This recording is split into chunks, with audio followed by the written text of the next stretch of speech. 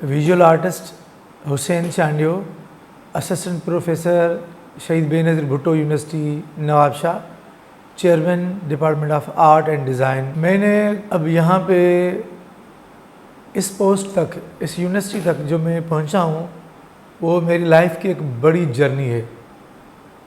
اس journey تک پہنچنے کے لیے مجھے شروع سے، کیونکہ ہمارے بیک گراؤنڈ میں میرے والد صاحب نے جتنی محنت کی، اللہ پاک اس کو جنت نصیب کرے، اس کے جتنے ایفرٹس تھے مجھ پہ، ایجوکیشن کی سہولتیں، دوسری لائف کی، سب کی، اور کبھی کبھار فیس کے پیسے بھی نہیں ہوتے تھے، تو میرے والد صاحب مزدوری کرتے تھے اور اس مزدوری سے ہمارا گھر کا معاملہ سارا ہوتا تھا۔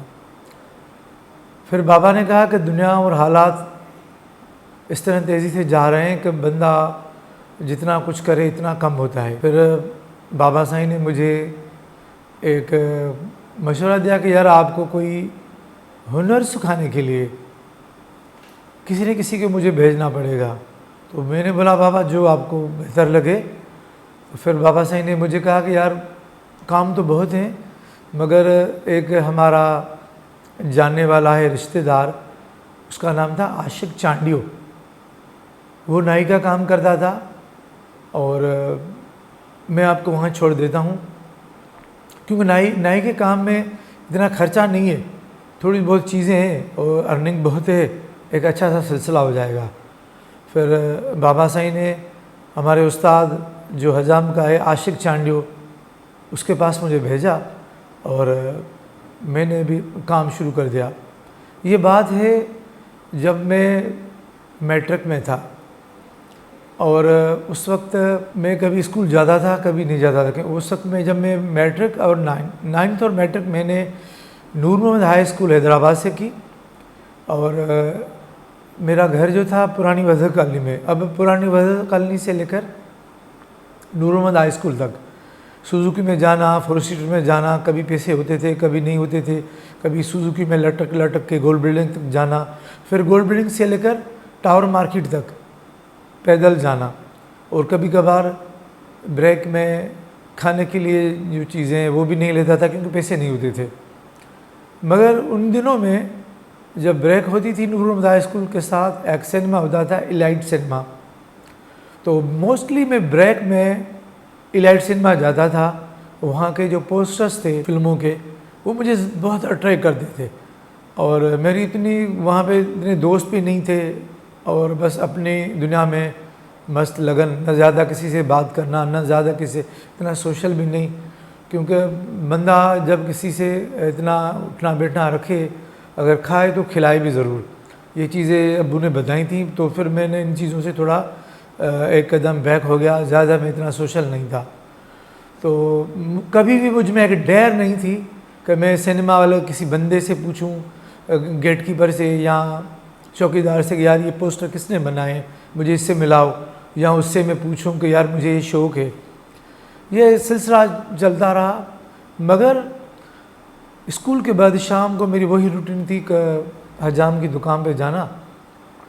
تو کبھی کبھار استاد کہتا تھا یار آپ صبح کو جلدی آؤ، وہاں پہ چھنکار وغیرہ کر کے پانی وانی سارا سسٹم کر کے اور کام پہ توجہ دو۔ تو یہ سلسلہ میرا ڈیلی تھا۔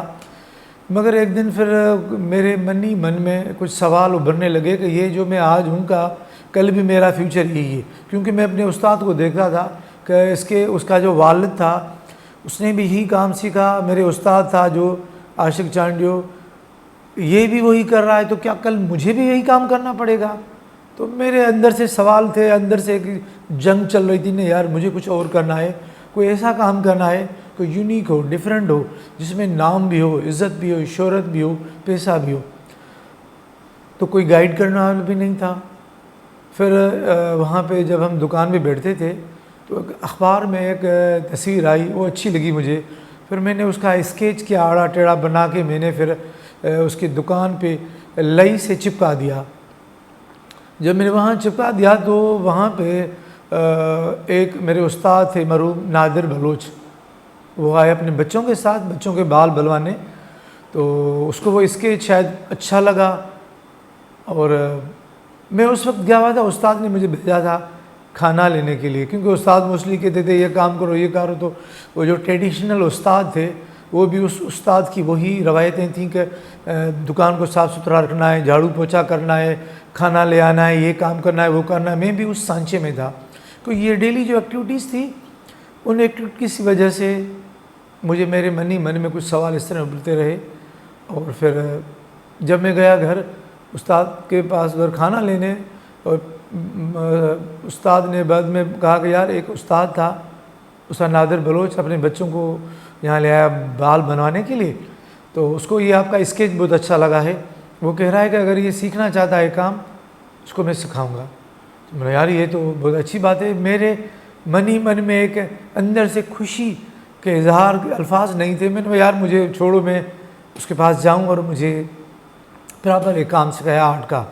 تو اس نے ایڈریس دیا، خیر میں گیا اس کے گھر، مجھے نہیں ملا، ایک بار دوسری بار، یہ مسلسل جب جیسے اس کے پاس جاتا تھا اگر وہ نہیں ملتا تھا تو ملنے کی تڑپ اور بڑھتی جا رہی تھی، نہیں یار مجھے کام تو یہی سیکھنا ہے۔ پھر اتفاق سے اس استاد سے ملاقات ہوئی، اس نے مجھے بڑا اپریشیٹ کیا اور کہا کہ بیٹا اگر کام سیکھنا چاہتے ہو تو تھوڑا ٹائم دینا پڑے گا۔ تو میں نے بولا استاد میں ٹائم دوں گا۔ اس نے بولا پھر آپ کو یہ حجام کی دکان چھوڑنی پڑے گی، یا تو یہ کام کرو یا وہ کرو۔ میں نے بولا اس کو میں چھوڑ دوں گا، مجھے کام سکھا۔ استاد نے مجھے وہ کچھ ٹیکنکس تھی ڈرائنگ کی وہ سکھائیں، اس کے بعد اس نے کہا کہ آپ کو بمبینو سنیما حیدرآباد میں وہ کام کرتا تھا، اس کے پاس 3-4 سنیمائیں تھی، بمبینو سنیما تھی، فردوس سنیما تھی، اور ایک دو اور سنیما بھی تھی، ان کے پوسٹر بناتا تھا۔ تو اس نے کہا کہ آپ بمبینو سنیما آ جانا، وہاں پہ آپ کو میں ڈرائنگ وائنگ پینٹنگ سکھاؤں گا۔ خیر سلسلہ یہ چلتا رہا، اور میٹرک میں پھر میٹرک فرسٹ ایئر میں بھی، اور جب میں فرسٹ ایئر میں آیا 1-2 سال کے بعد میرے اس استاد سے ملاقات ہوئی جو استاد میرا ایک سمجھو کہ اپنے کام میں روحانی استاد بن گیا تھا۔ جب میں میٹرک اور 9th میں وہاں تھا نور محمد ہائی اسکول میں، وہاں پہ جو کام کرتا تھا وہ تھا اعجاز ٹالپور۔ وہ اتفاق سے اس استاد نادر صاحب کے پاس آیا، ملاقاتیں ہوئی، دونوں بیٹھے رہے، مجھے کہا چائے لے آؤ، میں چائے لے آیا، ان کو پلائی، خدمت کی، پانی وانی پلایا، پھر اپنے کام میں لگ گیا۔ تو جب وہ آپس میں باتیں کرتے تھے تو میں تھوڑا دور بیٹھتا تھا، لیکن تھوڑی بہت باتیں استادوں کی سنی، ڈسکشن ان کی تھی، تو وہ آپس میں پرانے دوست تھے۔ تو جب وہ چلا گیا تو پھر استاد نادر سے میں نے پوچھا کہ استاد یہ کون تھا؟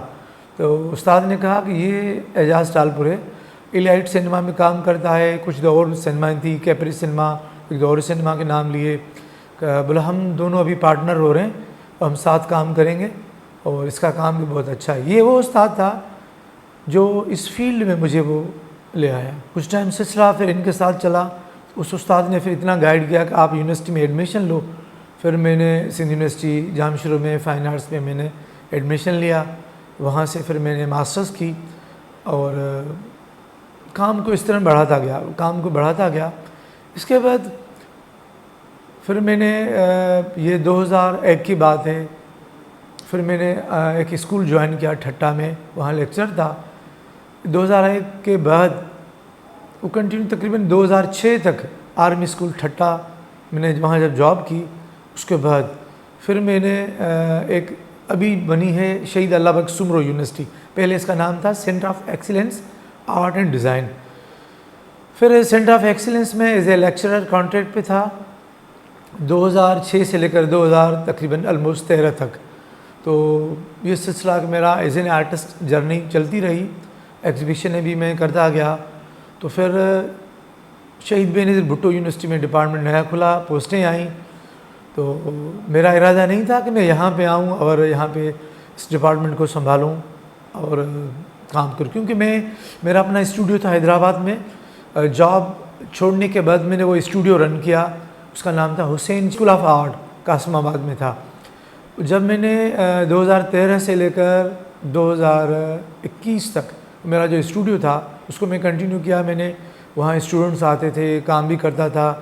تو پھر یہاں پہ کسی دوست نے مشورہ دیا، اپلائی کیا، اور یہاں جب میں نے اپلائی کیا تو پھر الحمدللہ اللہ پاک نے اور کرم کر دیے۔ یہاں پہ سابقہ وائس چانسلر تھے پروفیسر ڈاکٹر امانت علی جلبانی صاحب، اس نے ڈپارٹمنٹ کھولا، اس نے رسپانسبلٹی دی، اور الحمدللہ ڈپارٹمنٹ کو آج یہ ہمارا تیسرا سال ہو گیا ہے، الحمدللہ بہترین چل رہا ہے۔ میری اچھی فیکلٹی ہے، ڈپارٹمنٹ کے ساتھ میرا بالکل ایک گھر جیسا رشتہ ہے۔